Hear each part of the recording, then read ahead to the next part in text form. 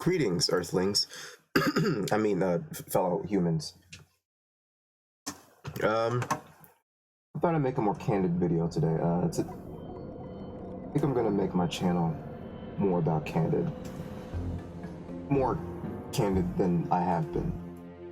I don't know. Before I was thinking about making scripts, and then I decided, nah, let's not do that. So, you know what? Here I am. Here it is. Accept it. So what are we going to be talking about today? This video title suggests we're talking about Metroid Dread. Metroid Dread is a horror game where robots hunt you down and drill your head in with a knife. And I'm going to get this right out of the way right off the bat. I quite enjoyed the game. It's pretty fun. It stumbled in some areas. There were some gripes that I had with it, but overall, I quite enjoyed it. I didn't really have much of a problem with the gameplay. It was alright. It was fun. And, you know, that's just what that's the best you're gonna get out of a video game. I mean, we're all here for fun, aren't we? So the main thing about it is people keep comparing it to Super Metroid. So, I mean, is it better than Super Metroid? Can't say really. I mean, again, it's good in some areas. It does some things better than Super Metroid, but it also did some things that were just like, why? Why would you make your game like this? But I'll get into detail in that a little bit later. So what am I gonna talk about? First off, the environment. Stellar, amazing, beautiful. In fact, I mean, it holds up. I mean, it's like on the same, pretty much a similar quality to Super Metroid. I mean, and the graphics are fucking amazing. Honestly, I mean, good fucking graphics. Even though the graphics kind of hold it back in some minor, a very, very specific area that I will get into later on. Yeah, I had a lot of fun with the game, running around through really well made and constructed environments, immersive environments even, running around, blasting down native creatures that were just, you know, following their instincts, finding secrets, getting more items, progressively getting stronger as you move forward throughout the game. Fun stuff. In similar Metroid, in Metroid fashion, that's just how it is. Very good. Standard for Metroid. What more can you ask for? Honestly. Really, what more can you ask for? I'm not asking for a video game that was brought down from the heavens itself or anything like that. I mean, I hope we're not asking for something like that. And in good Metroid fashion, the game does not hold your hand. Just like in Super Metroid, you are thrown into an unfamiliar environment and you are forced to find your way through, and a lot of areas are hidden, so you have to kind of feel your way through the environment to, you know, progress forward, which is great. And you know, it's a lot of fun. It's a satisfying feeling figuring out these kind of you know, figuring out the secrets and finally getting to that new area because you were just lost for like 5 minutes wandering around. I'll be honest though, it is a wee bit more linear compared to Super Metroid. I got lost in Super Metroid way more than I did in Metroid Dread. I think I got lost like once in the fucking lava area. I forget their names. I don't know their names by heart like I do fucking Super Metroid. I'm gonna have a hard time knowing the names by heart there as well. But yeah, it's very satisfying locating these secrets, progressing forward, and getting these upgrades, and going back to this area where you couldn't access because you didn't have the certain upgrade. It's great. It's satisfying. It's fun. It makes you feel smart doing it too. It makes you feel like a big brain boy. That's what Metroid does to you. It's supposed to do to you. Another thing I want to talk about is the music. Is the music in this game really that bad? Because I've listened to it in-game and on YouTube, and I don't have a problem with it. I mean, no, it's not like in anywhere. It doesn't even touch Super Metroid's quality of music. I think that's where people make their mistake, is the fact that they keep trying to play this comparison game, comparing their the music quality of Metroid Dread to the music quality of Super Metroid. Come on, guys. How much do you think will be able to touch Super Metroid? Be honest with me. Just listen to this shit.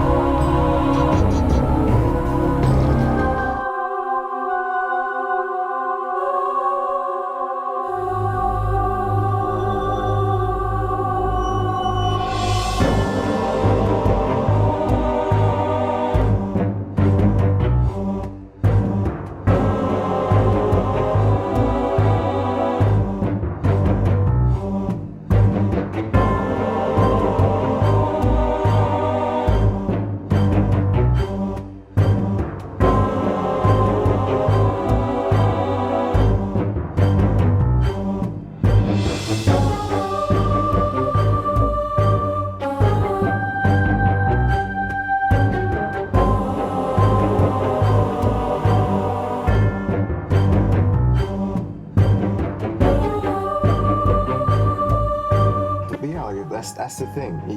You can't just compare everything to Super Metroid, because Super Metroid is in a whole other. It's in a whole other realm of quality when it comes to the music, the gameplay, the exploration, all of that shit. And trying to compare Dread to that is just, come on. It's a little bit unfair. Can we just judge it based on what it is on its own? I mean, and I'm talking everything on the game. Can we just judge it for what it is by itself, stand alone, instead of trying to compare it to everything in existence? It's just a big shame that people that when people listen to the Metroid tracks, they can't, and I feel like it's a subconscious thing, they can't help but to compare it to Super Metroid's music quality, which sucks. And I think that they should just let these tracks shine on their own as individuals, because there's good stuff there. I mean, it's not the best thing ever, but like, why do we have to ask for the greatest shit ever brought down from the heavens? Like Jesus Christ himself came down and composed the music and just flew back into the heavenly clouds of the ether. No, it's just not gonna happen. However, I will say this though. The Kraid boss thing really didn't do it that well for me. Come on, it just can't touch the boss theme in Super Metroid. I mean, I swear, the first time you hear the boss music in Super Metroid, that shit felt really imposing. Like when you hear that, when you hear that shit when Kraid is slowly rising from the ground.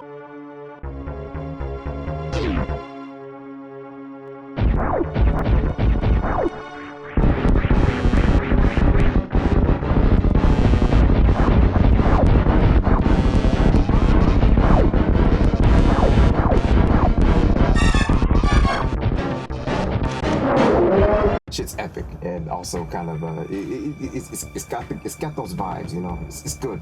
It's fucking good shit. All right, I guess I'm gonna start talking about the gameplay now, which is probably one of the more important parts of a video game. Now for the movement actually was I would say was handled a lot better than Super Metroid. You see, when especially when it comes to the wall jumping, man, was the wall jumping abysmal in Super Metroid. They made that shit unnecessarily hard for no reason whatsoever. Probably because at the time they didn't really know how to, like, you know, there was no basis for how to program wall jumping in video games at the time. Yeah, the movement was great. Samus felt smooth. Samus had decent speed. The jumping felt, the jumping mechanic felt decent. Yeah, I can't really find any faults with it, and that's this shit.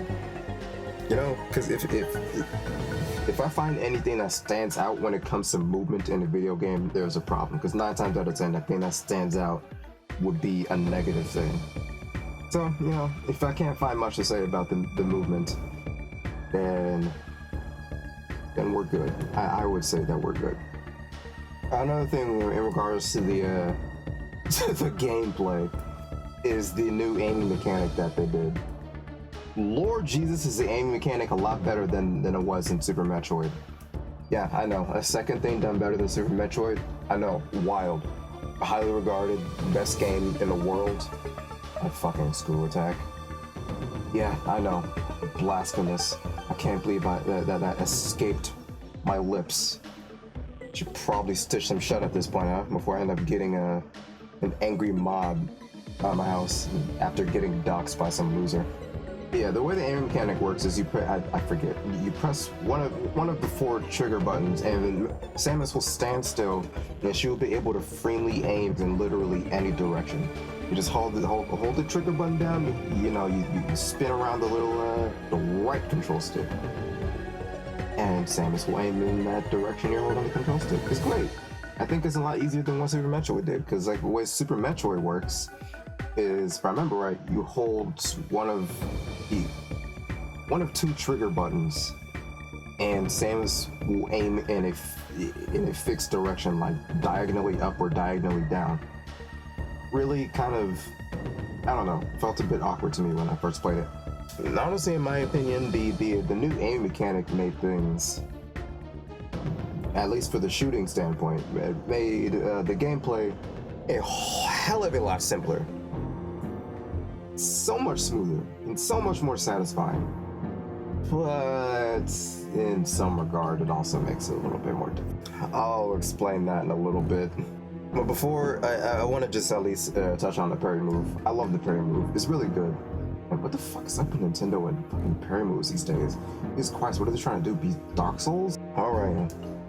And there we get into the weapon switching. I'll be honest. Weapon switching the weapon switching system in this game felt awkward. It was easy, but also not. I'm gonna try and explain this shit the best way I can. Like I said earlier, like one of the trigger buttons makes Samus stand still and aim. Another trigger button switches Samus's arm cannon to a missile mode, as long as it's held down. And another trigger button switches her cannon to magnet beam mode, as long as it's held down. Not a bad approach, and this could have been an excellent improvement to the Super Metroid system, which is, you just just tap one button and then it just switches between your myriad of fucking missiles and weapons and armory and shit. Could have been better than Super Metroid. Could have been. The problem with the system here is that in some areas of the game, I'm forced to hold down the aim button while also holding down the missile or magnet beam button at the same time. That's not good. I don't know about you, but for my case, it's very uncomfortable for my weak little fingers and can be very disorienting for my tiny little baby brain. And on top of that, half of the time I find myself holding down the wrong trigger button, just trying to aim a missile at a block or something. You wanna know an easy fix for this? It's so easy. Even a monkey could figure it.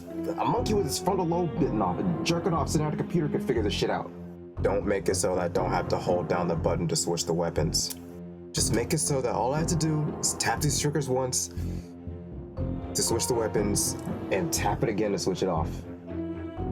Easy. Problem solved. Like, say, imagine it like this. So say I want to switch the missiles. So I tap like the right trigger and it'll switch the missile. If I want to switch it off, tap the right trigger again, it'll switch the missile back off. And hey, I want to switch to magnet mode. All right, tap the left trigger and it switched it to magnet beam mode. And then tap it again to switch it back off. Oh, and if I feel like switching to missile mode while I'm still on magnet beam mode, I can just press the left trigger again. It'll automatically switch off magnet mode and go back to missile mode. Hope I explained that well. But the way that works, I feel would be a much better approach than what we got in Metroid Dread. 10 times better. Amazing. But alas, we're stuck to holding down the buttons to make shit work, which is not going to work. And despite everything I just said, it still didn't ruin the gameplay for me. Not entirely. It was something that bugged me a lot throughout the gameplay, but it wasn't such a major issue that it ruined the fucking game for me. The game was still fun. It's just a kink that is, it's a kink that's dragging it down. All right, now let's get into the bosses. And this is one of the stronger points in the game in my opinion. Lord, the bosses in this game are so difficult, aside from the first boss, because it's the first boss. But Lord, and like I said before, the game does not hold your hand at all. These bosses are brutal. Aqua weapon switching aside, the bosses are difficult in a fair way. Well, like, if I died hundreds of billions of times to a boss, 9 times out of 10, it was my fault. And I know some people don't feel like dying 100 times to a boss in order to figure out its abilities and then going back in to over and over and over again with its abilities and attack patterns in mind to try and take it down. I understand it's a little frustrating, but how many video games have that where you have to die so many times to a boss before you figure it out and then like actually beat it? Yeah, and I'm gonna have a hot take about this one. The bosses in this game are worlds better than the bosses in Super Metroid. Yes, your anger fuels me. I mean, come on, let's break down the fucking Super Metroid bosses real quick. Fucking spammy Kraid, not enough room to fight Phantoon, easy as pie Dragon, boring as fuck spammy Spore Spawn. Wait, bot won't exist? And cheesable AI Riddler. The best boss fights in Super Metroid were Crocomire, the Mother Brain, and the Chozo statues. Those bosses were A to S tier. Here in Metroid Dread? Yeah, Metroid Bread. Here in Metroid Dread, the boss fights were actually kind of fun. A lot more fun than they were in Super Metroid. I know, I'm sorry for the hot take, but like, I don't know what to tell you. It is what it is, it's my opinion. You're gonna have to fucking, to eat that shit. So far I've already talked about like all the good and the bad and all that shit. Now, I want to talk about the ugly. And boy, is this ugly, some ugly. What is this ugly? I'm talking about Twisty? I'll tell you what the ugly I'm referring to. Hypothetical Scottish man.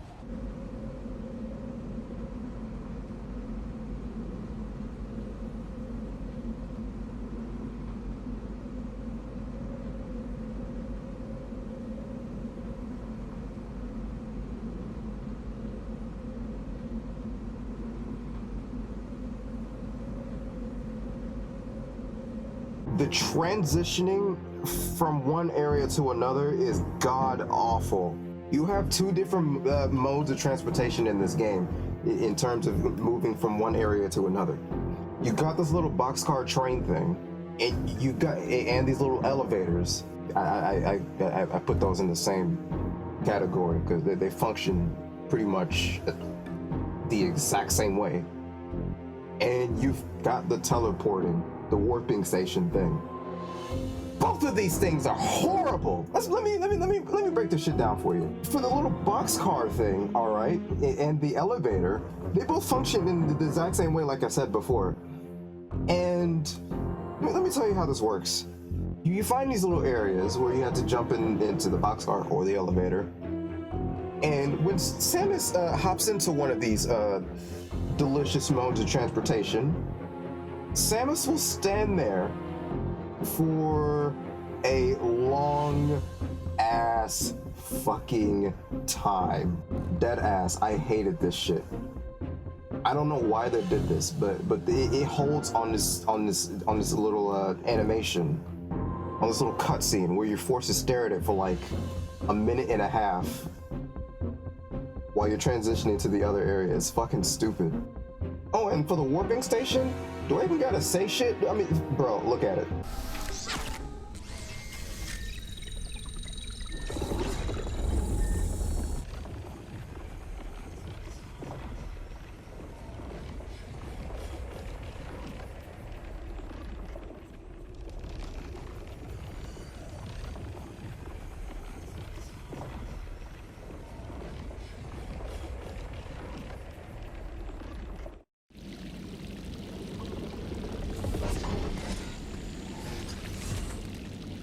Okay, I'm gonna try to explain the story the best I can. Where do I start with this shit?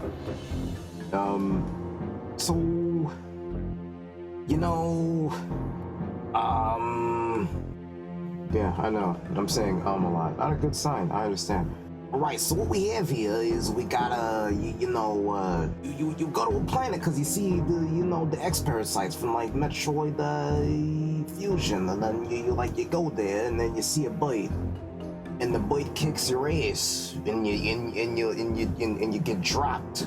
He folds you, and then you drop somewhere, and then you lost all your shit. Like you always do in a Metroid game, and then then after that you find you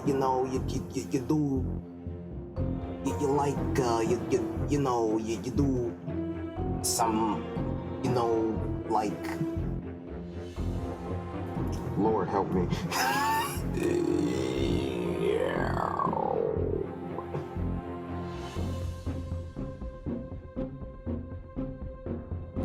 So after the bird thing, you're exploring and find secrets in good old Metroid fashion. And then you progress through the game, get upgrades, and you become a god. And then you fight the boss. And then it turns out that this computer AI thing you've been talking to the entire game was actually the Ravenbeak dude, the fella that followed you at the very beginning of the game. Oh, and I forgot to mention, there was a cutscene in the middle where you talk to another bird guy who shuts down the Emmys. That those robot things that's like in the majority of the game, somewhat. Yeah, he can shut those down, and I don't know why he didn't before, but reasons, I guess. And you know, he shuts him down, and then you talk to him. He tells you Ravenbeak's a piece of shit. Ravenbeak bad. And so you go out and you try to hunt down and fight Ravenbeak. And then you and then like meanwhile in that same location, after you leave that location, X-parasites come out and they possess the dead body of the dude. Oh yeah, the bird got shot after he gave you all the exposition. And then after he you know, his dead body's on the corpse, and then later when X-parasites get freed, yeah, the X-parasites are actually here, I guess. They possess the happy, friendly bird guy, and he turns the Emmys back on, and now the Emmys are trying to kill you again.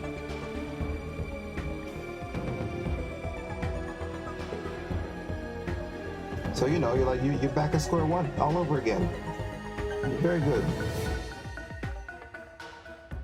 And then after that, you go through, progress even more, and then you meet and fight Ravenbeak, who turned out to be the computer voice that has been guiding you the whole game. And so you fight Ravenbeak, which is, not gonna lie, pretty awesome ass boss fight. Oh, and before you fight Ravenbeak, there's more exposition dump, and then you realize, oh shit, Samus was Metroid the whole time. Yep, Nintendo has made the meme official. So now whenever somebody looks at Samus and accidentally call her Metroid, now they are correct. They're right. It is Metroid. That's Metroid. Yeah. So after that, you fold Ravenbeak after being folded like 50 times in the game, and then he's all weak and shit. You know, the ship kind of crashes afterwards. I forgot how that happened. And Ravenbeak's all walking around a week, and then he gets possessed by an X-parasite. And I don't know. I thought that they were kind of on his side. I don't know. I'm confused about X-parasites. I forget this shit so easily. And then they turn him into a giant amalgamation of all the bosses that you fight, and then you kill it instantly with, you know, because you're Metroid, and you turn into like some kind of, you know, godlike Super Metroid being thing. It's a shame. This would have been an awesome ass boss fight, to be honest. But nevertheless, you kill it instantly, and then you in good Metroid fashion, you're a godlike figure trying to escape the base before it explodes. And then you have this moment where you try to reach your controls, but you can't because you're not Samus anymore, you're Metroid. And so Ravenbeak comes out of nowhere and makes you un-Metroid, and then you're able to touch your controls again, and then you fly away. There you go. That's the story.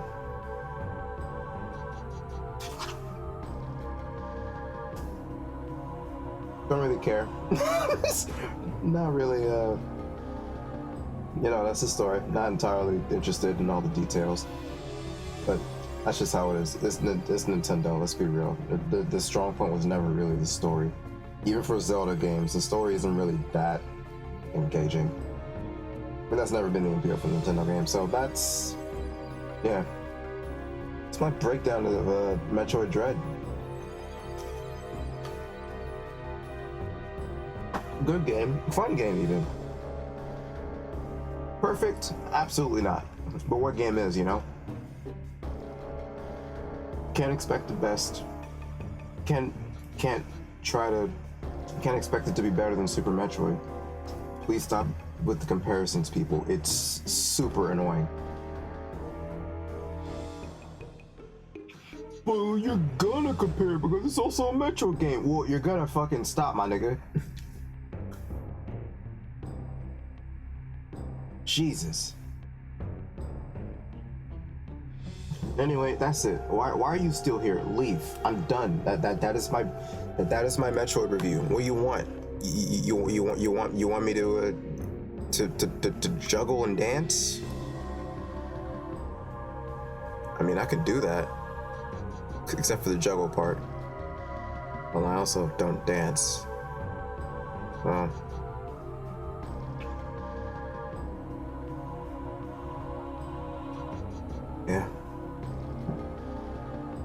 I never know how to end these videos. So, I will end them like this from now on, in the rudest way possible. Here we go. Video's over, fuck off.